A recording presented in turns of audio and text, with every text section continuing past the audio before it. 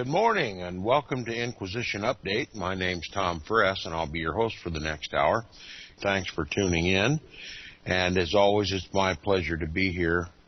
And I wish now, as you might expect, to continue our reading and discussion of the book The Papacy and the Civil Power by R.W. Thompson. We were on page 607 yesterday, but for continuity purposes, I'll begin a paragraph ahead, so there will be confidence that nothing was missed. By the way, we were talking about the Jesuit tactics of mental reservation or mental restrictions. In other words, tactful mental gymnastics through which a Jesuit can justify the telling of a lie. And we gave some examples of that yesterday, and one in particular of how under Jesuit influence and with the purpose of evading the oath of President of the United States, a Jesuit-controlled papist or a Jesuit-controlled president could literally stand in front of the cameras of the world and proclaim that he will give his word and swear that he will preserve, protect, and defend the Constitution of the United States, and then say under his breath or within himself a mental reservation such as, when hell freezes over, and then say, so help me God. And literally I describe these nonsensical mental gymnastics through which Jesuits go to tell lies as the equivalent of a little boy telling a lie with his fingers crossed behind his back, as though that exonerates him from the lie. Now, for continuity, we'll begin in the first full paragraph on the bottom of page 606. It says that these rules are part of the Jesuit system of mental reservations is undoubted. Okay, first of all, I want my listeners to realize R.W. Thompson is telling us that the Jesuits have a system for lying. It's an entire area of study in Jesuit education, how they may lie and justify within themselves telling the lie. And it's quite a body of education. It takes effort to learn all of the tricks of the Jesuit trade in lying. And many people will recall my discussions about certain people in our government who are quote-unquote Jesuit trained. In other words, people in our government who have been to Jesuit colleges and universities. And all of these people are trained in this art of lying by the Jesuit order. It's part of the curriculum.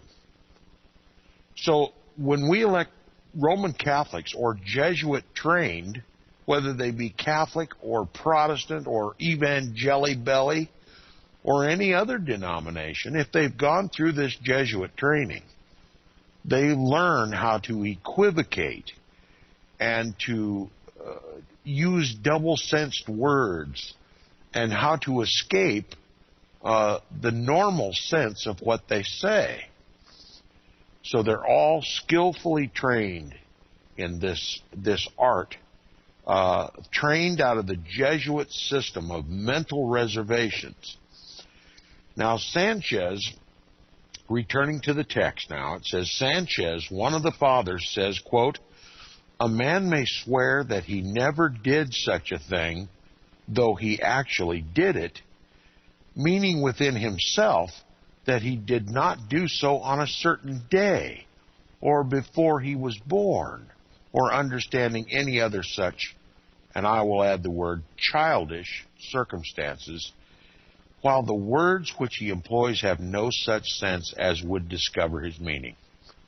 In other words, the words that he says sound truthful, but it's the mental reservation that he has within himself, that he speaks to himself. Well, I didn't do it on a certain day, or I didn't do it before I was born, or understanding any other such thing within himself. To exclude him, to exonerate himself from the lie he just told. Look, our words are to parallel with our meaning. And because lying has become such an art, as taught by the Roman Catholic Church and by Hollywood and by preachers and pastors, it's taught on the street. It's demonstrated in every form of communication. It's demonstrated by our politicians. And people begin to treat the truth with cynicism. It's to the point where, as I said yesterday on the program, if a man's mouth is moving, he's lying. If a man's lips are moving, he's lying. Rare is the man who speaks the truth. Everything is taken with a grain of salt. And now the truth is so tortured that no one can trust another man. And it has had a real and lasting effect on our society. And I alluded to the scriptural passage yesterday on the program that says, because sin shall abound, because iniquity shall abound, the love of many shall wax cold. And that's exactly what's happening in our society. There's very little love between men these days because there's no trust. And it's because the Roman Catholic Church and Christianity, generally speaking, having followed these examples, have made an art of lying. If you can't trust the person to whom you're speaking, what manner of love can you have for him? Now it says the reason given by him and Felicius, another father of the Roman Catholic Church, is that, quote, it is the intention that determines the quality of the action, unquote. And they give a surer method of avoiding falsehood, quote, after saying aloud, I swear that I have not done that, to add then in a low voice, today, or after saying aloud, I swear, to interpose in a whisper that I say, and then continue aloud that I have done that. This is hard to read. I'm sure this is coming off as rather difficult to the listeners. Just reading this out of the book, I wish all my listeners had a copy of this book and were reading these words for themselves and examine it until you finally comprehend what R.W. Thompson is trying to say. But the art of lying is so artistic and creative and organized and almost to a science, they teach the art of lying. And it says the same rule is also expressed in these words, quote, no more is required of them to avoid lying than simply to say that they have not done what they have done, provided they have in general the intention of giving to their language the sense which an able man would give it, unquote. I mean, you can lie, but you can't outright lie, basically. I mean, you can't sound like you're lying. If you think the church is going to make excuses for you and absolve you from telling an obvious lie, you bring discredit upon the church. But if you can lie using one of these artful tactics, one of these artful gymnastics of mental reservation, then the Roman Catholic Church can absolve you of these lies. If you follow the rule of Jesuit casuistry and sophistry, then you bring no dishonor to the church. Just learn how to do it, and that's what they do in these Jesuit schools. Now it continues, and Escobar, another and greater of the Jesuit fathers, lays down the following lax and demoralizing rule in reference to promises not confirmed by an oath. Quote, promises are not binding when the person in making them had no intention to bind himself. Let me read that again. Make sure you really comprehend what this author's trying to tell us. This Jesuit priest says, promises are not binding when the person in making the promise had no intention to bind himself to comply with the promise. In other words, you can promise anything you want as long as you reserve within yourself no intention of performing the promise. Isn't that incredible? He says, now with the believer in the ultramontane doctrines, in other words, that if you hold the ultramontane doctrines, that the Pope is God on earth. He rules everything and everybody, king and people. Now, if you are a believer in the ultramontane doctrines which prevail at Rome, and which, since the decree of papal infallibility, have become the only doctrines which the Pope will allow to be accepted as true, it is quite certain that the oath of allegiance will not stand for a single moment in the way of his obedience to any command of the Pope for the promotion of the welfare and interest of the Church. In other words, no oath sworn by a Roman Catholic can be binding if the Pope says otherwise. Let me give you an example of this. Let's say that the President of the United States elect comes before the cameras of the world, puts his hand on the Bible, raises his right hand, and says, I solemnly swear to preserve, protect, and defend the Constitution of the United States, so help me God. Well, he made reference to God, didn't he? Well, the representative of God on earth is the Pope. So he gets to the White House, sits down in the Oval Office, the phone rings. It's Pope Benedict XVI. Yes, I heard you just mention my name. By the way, you're absolved from that oath. You are in the White House because you have agreed ahead of time to enforce Roman Catholic canon law in the country.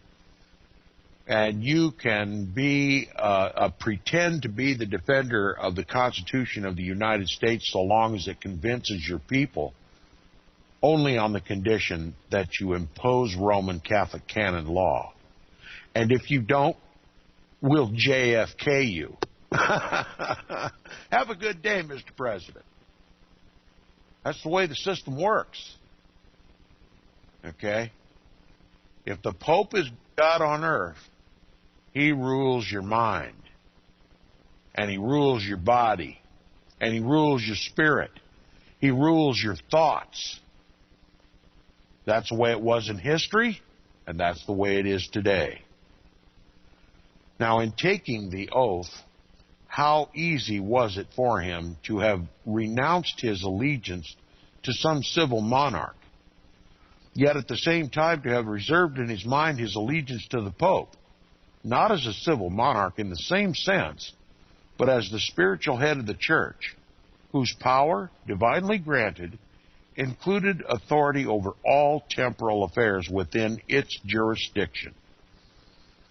But if he did not have this reservation, the other modes of escape are equally effective. Possibly there are not very many who have made this reservation, but these will labor assiduously to increase their number.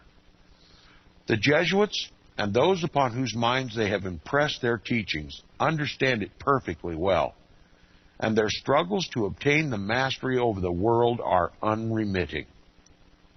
See, they use this line in order to get unfair advantage over the nations, so that through these lies they might bring the nations under the control of the papacy.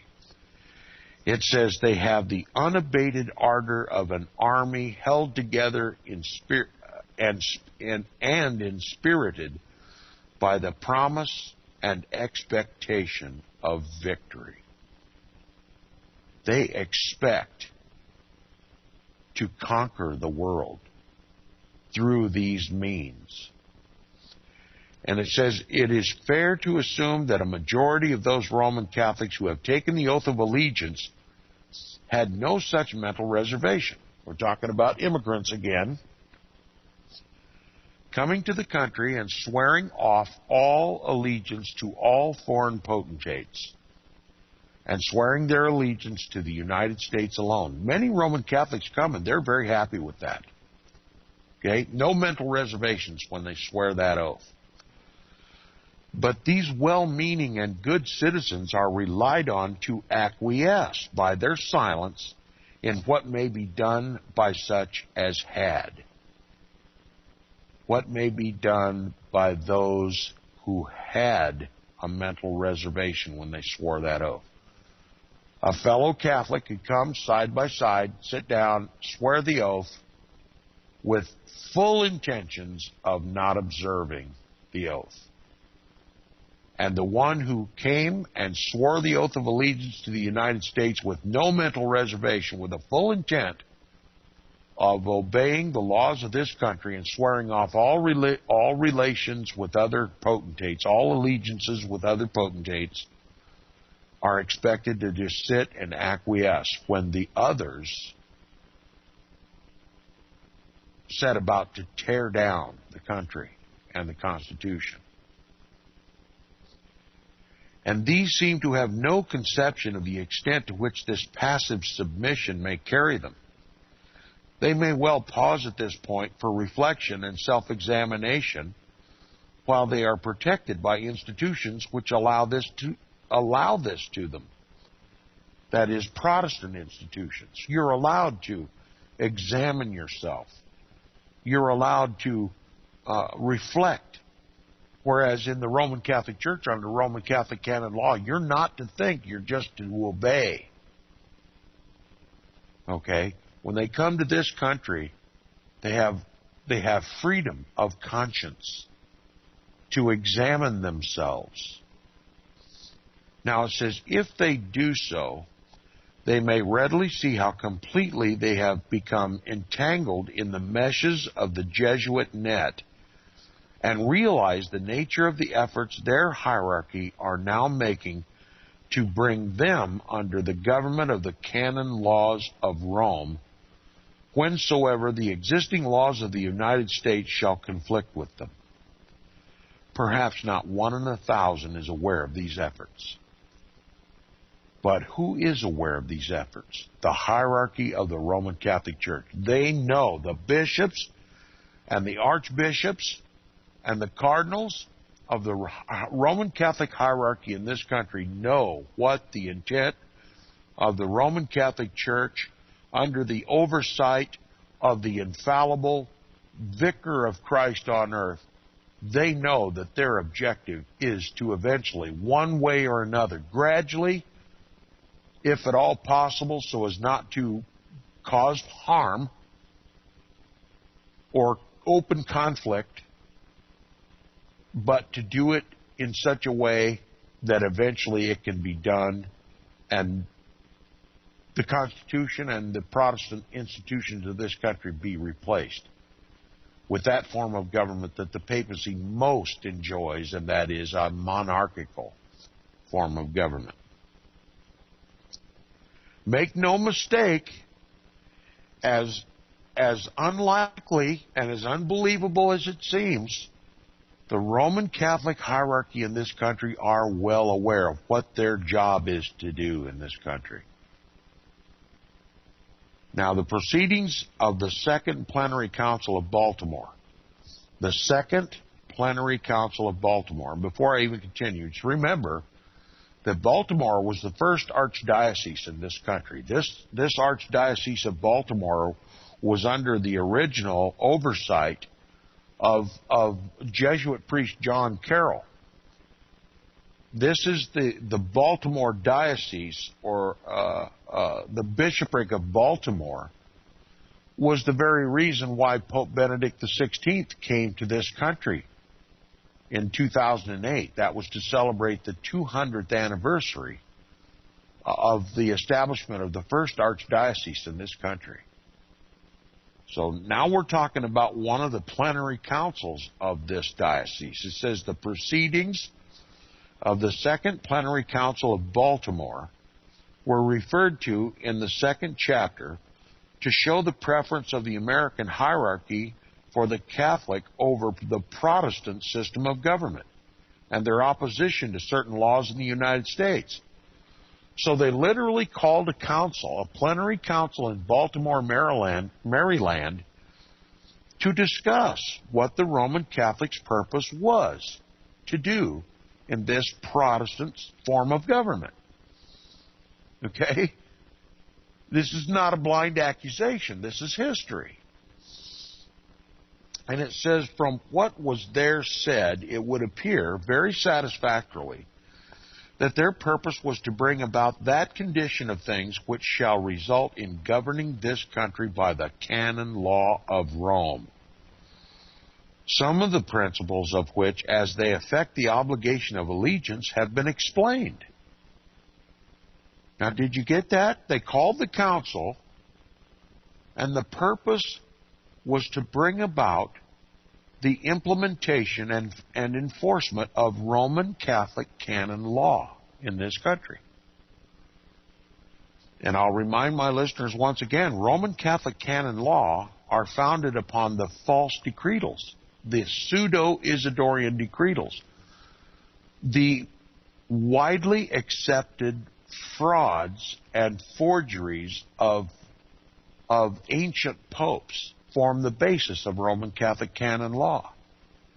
And Roman Catholic canon law, for all intents and purposes, just simply establishes the papacy's spiritual and temporal power in the world and gives him plenary immunity from all accusation of impropriety, and strips the civil power and any other court, whether it be civil or ecclesiastical, any jurisdiction over the popes.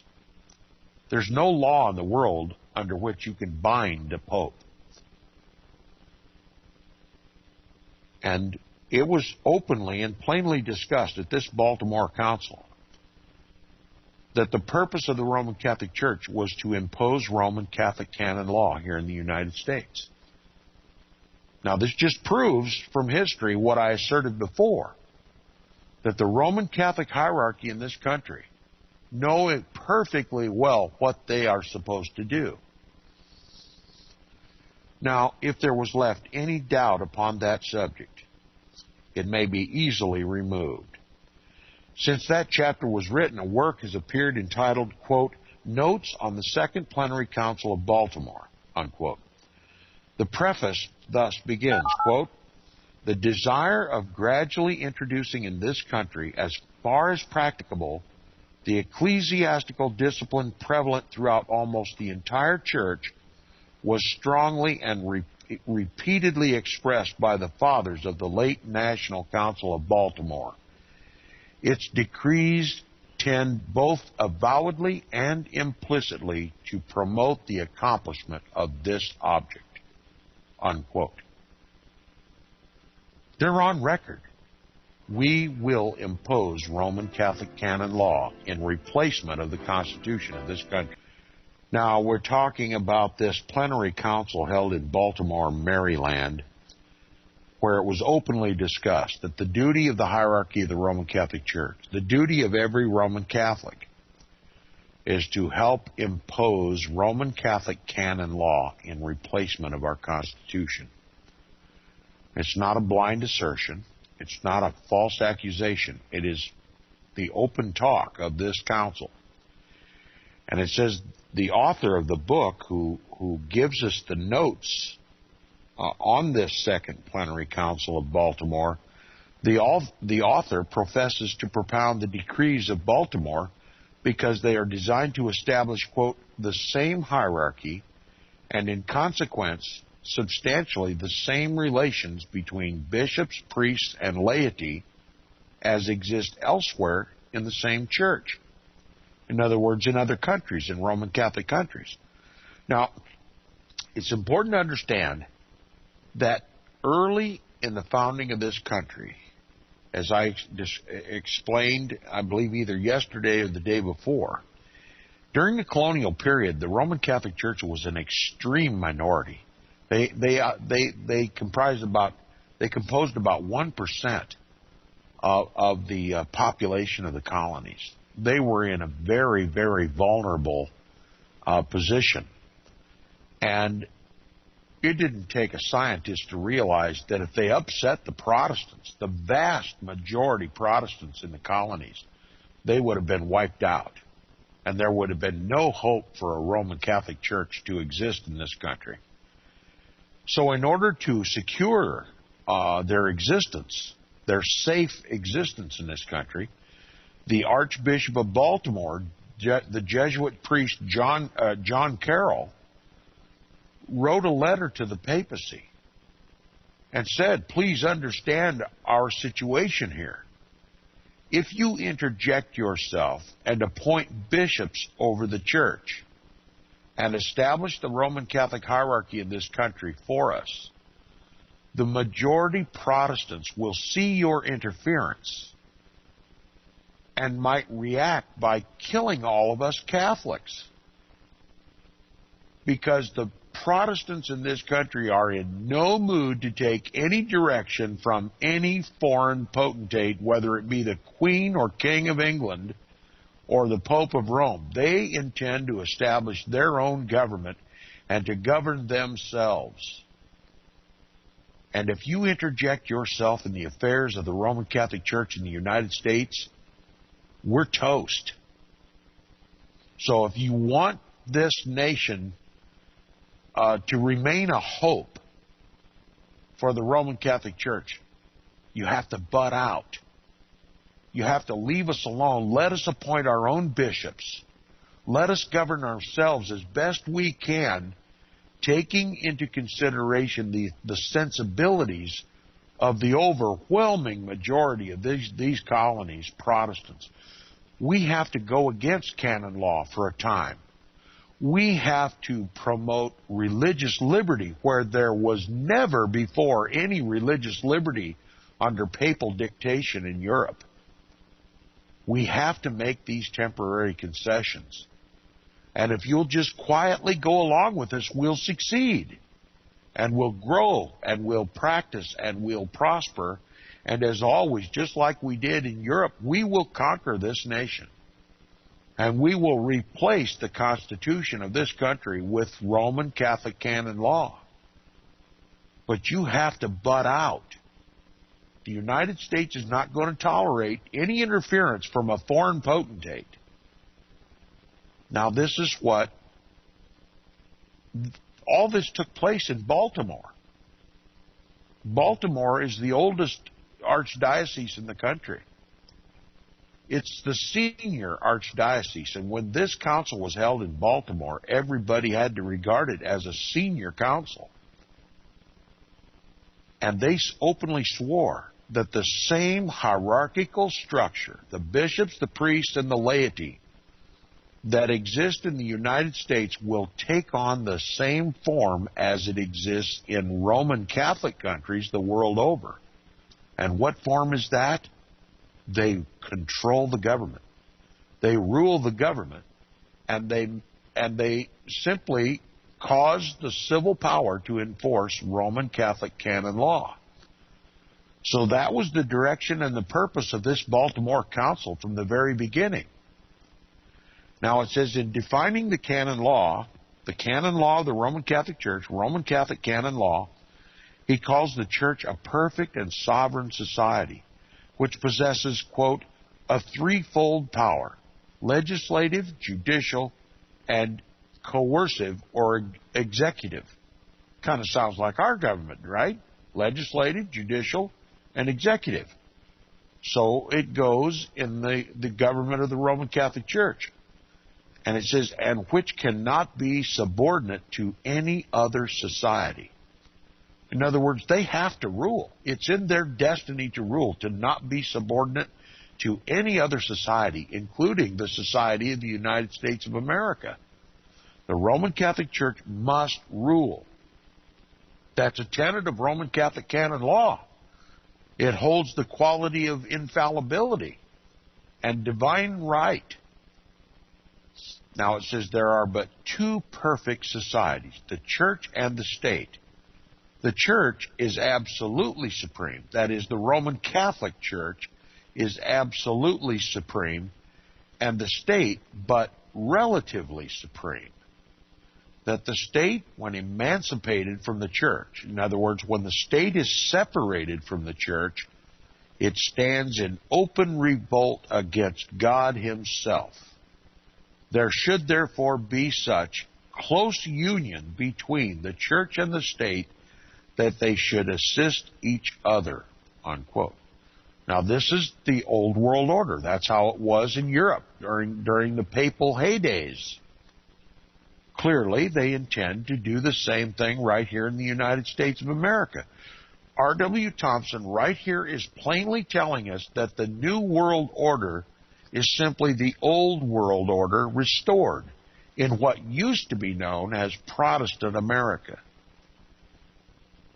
Now, he calls the canon law the common law of the church, which, quote, is obligatory on all the faithful spread throughout the world, unquote, and makes it comprise, in so far as it is written, the constitutions and decretal epistles of the sovereign pontiffs and the decrees of ecumenical councils. He then defines the principles of the common law, among which are those which follow. Now listen to these. These are the canons of the Roman Catholic Church. Now this is not a complete list, but this will be enough to tell you what Roman Catholic canon law really is. The Pope can dispense with any law. Let that sink in a little bit. The Pope can dispense with any law. No law written by men on the earth can stand above the authority of the Pope. The Pope can change any law arbitrarily as he sees fit. All he has to do is speak the words. Okay? The Pope can not only dispense with the civil law, do away with all civil law if he pleases, but he can even do away with the laws of the church, as we talked about in a previous chapter. The Pope arrogates to himself the status of God as the lawgiver. And what the Pope gives, he can also take away. Now, again, I want to point out that this is in direct contradiction to the God of the Bible. God honors his law above his own name. God never changes that which comes forth from his mouth. He abides by his own law. Christ fulfilled the law perfectly, every jot and every tittle. Otherwise, he could not have been the spotless lamb necessary for the sacrifice to redeem man from his sin, to pay the sin debt. In direct contradistinction between Christ and the Pope is the ability, the self-proclaimed power of the Pope to dispense with any law, even God's law. Now that is Antichrist. And it says, the Constitution and decrees of the popes are explanations of the divine law, and are therefore binding as soon as known. The Church does not recognize the right in any government to say whether or not the pontifical decrees should be enforced. She is supreme and independent, and therefore can admit of no intermeddling with her authority. The Isidorian decretals, although now known to be spurious and false, were looked upon as genuine for the first 700 years and until their fraudulent character was discovered by Protestants in the 16th century. Yet they aided materially. These false and forged decretals aided materially in building up the papal system, and there's no pretense that the popes have abandoned such provisions of them as increase their power. The Pope alone is the interpreter of the divine law, and his temporal power is necessary to the free exercise of his spiritual authority. That's right. The Pope says his spiritual authority is supreme in the world. He is first and foremost the priest of the world and the teacher of all spiritual truth. Now, nothing can withhold him from that office or limit or restrict in any way his spiritual jurisdiction. And that simply requires that the temporal power of the governments of the world must give him that latitude. That simply means that the temporal power of the governments of the world simply have to adopt Roman Catholic canon law. Okay? He derives his jurisdiction immediately from God and imparts a share of the plenitude of his power to his bishops. Ecclesiastical property must be governed by the laws of the church. Let me explain this one to you a little bit. All church property, all Roman Catholic Church property is an asylum. Every church, every piece of property owned by the Roman Catholic Church is governed by Roman Catholic canon law. No civil power can walk onto that property and impose a law that is not canon law. You know, the police department of this town can't walk into the Roman Catholic Church and start ordering a priest around. That's overstepping the power of the civil government, the rightful power as described by the Pope. The Pope is sovereign. That church belongs to the Pope, and the Pope is a foreign potentate. His church is an embassy, and the laws of the church are the only laws enforced in a Roman Catholic Church or on any Roman Catholic property. Okay, so just think of every piece of Roman Catholic property in your community is a foreign ambassador, a foreign embassy. It's a little hard to comprehend if you've never been told these things before. Now, it goes further. It says the state ought to recognize and carry into effect the laws of the Roman Catholic Church.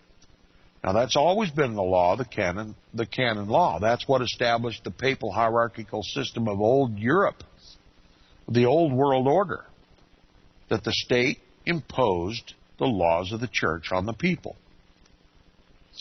Now, by these laws, laymen have no right of property in the church, and it is against the law of God that they should dispose of its revenues. In other words, everything in the church belongs to the Pope. The laymen can come in, worship, bow, genuflect, cross themselves, and pray to the Jesus cookie. And they can even eat a Jesus cookie so long as the priest gives it to them. But all of that belongs to the Pope.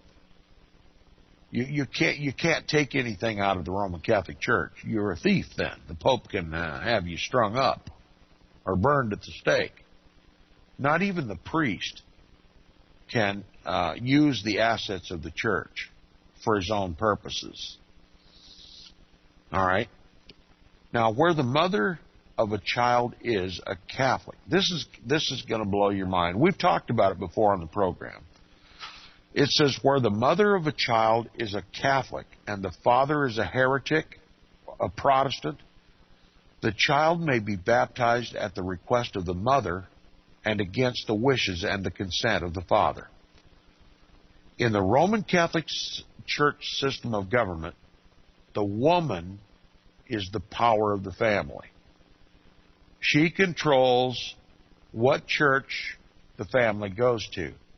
She determines what church the children are baptized in and what law they come under. The father has no say. Okay? This especially in the case of a Catholic woman who marries and has children with a Protestant or some other heretic. Now, it says children of heretics may be baptized against the will of both their parents. Say two Protestants, a man and a woman, both Protestant, regarded as heretic by the Roman Catholic Church. If they have children, then the Roman Catholic Church may use the state to confiscate the children, to kidnap the children, and to baptize them into the Roman Catholic Church against the will of both of their parents. How do you like that one? We saw that actually happen down at Tony Alamo Christian Ministries. Those kids were born in the ministry, served God in the ministry, and they were independent. And the state of Arkansas, state and federal agencies rolled in there and took up all the kids and put them in the secular schools, put them in the Romanized churches, and literally took them away from their parents because they regarded them as heretics. In the Roman Catholic world, you don't have even control of your own offspring. They belong to the church. It says, children of heretics may be baptized against the will of both of their parents because all heretics are, per se, subjects to the laws of the church. That's Roman Catholic canon law. They don't care if you're a Catholic or not. You're subject to the laws of the Roman Catholic Church. Religious books, including Bibles, shall not be printed without the consent of the priesthood, and all such as have not their approbation are forbidden to be read. Now, I want my listeners to take out their Bibles when you get a chance. Not now. I'd rather you just listen. Take out your Bibles and find out if they're copyrighted or not. It'll be listed in the front of the book. And look for an icon in the front of the book, a kind of a stylized 666 in a circle. These are identifiable marks of the Roman Catholic jurisdiction over that Bible. That is a Bible that has been approved by the hierarchy of the Roman Catholic Church to be printed. You won't find any of that in a true, genuine, authorized King James Version of the Bible. It is not sanctioned by the Roman Catholic Church. It is cursed by the Roman Catholic Church. It's not supported by the Roman Catholic Church. It's condemned by the Church. And it doesn't have a copyright. And it doesn't have any Jesuit iconography or insignia inside the cover of that book. People ask me all the time, well, Tom, how do you know that the authorized King James Version of the Bible is the infallible Word of God? It's simply because it doesn't have the sanction of the Roman Catholic Church. That's it. It's a perfect translation of the Scriptures. Rome hates the Scriptures more than anything else in the world. And it has a canon law that says that books, including Bibles, should not be printed without the consent of the priesthood, and all such have not their approbation are forbidden to be read. Another one, the coercive power of the church includes the power, quote, to punish the insubordinate and repress the lawless, unquote, which extends to any punishment short of shedding blood, such as imprisonment in monasteries and other chastisements. Now, don't think for a minute that Rome hasn't reserved to herself the power to shed blood, because the Inquisitions make this perfectly clear. But the point I want to make to my listeners is that all law enforcement has its roots in Roman Catholic canon law. The power that they have to punish evil is believed to be derived from the Roman Catholic Church. You see how the Roman Catholic Church has usurped the power of God? It was God Almighty in His book that says that the legitimate power of the state is to reward good and to punish evil. That's established by God, not the Pope. And what is good to be rewarded and what is bad to be punished is obedience to or violation of God's law,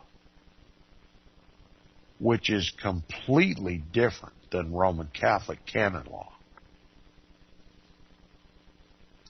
So the papacy has just simply usurped God's rightful throne, even in its control of the civil authority.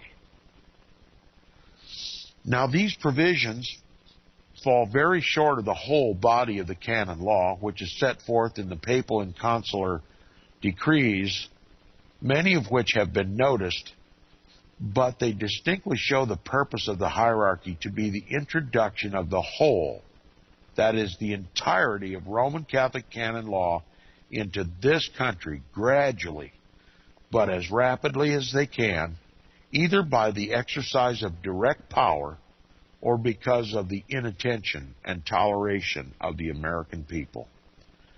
Now, if you're paying attention, the alarm bells should be going off. I finally get it.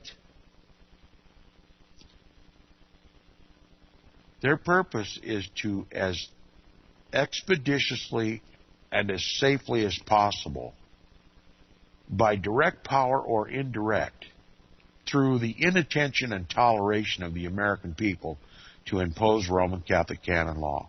I just described the current situation in this country, from top to bottom. Inattention and toleration. While the Constitution of the United States is being gutted and Roman Catholic canon law put in its place, and the only thing that's stopping God's people from comprehending this is the lack of the knowledge of the history that we are reading in this book on this program today. When you comprehend what R.W. Thompson is saying, you can only look at the United States of America and say, he was right, he was right, he was absolutely right. The Pope rules this country today, and it was because of the inattention and toleration of Protestants. Thanks for listening. We'll continue tomorrow on Inquisition Update.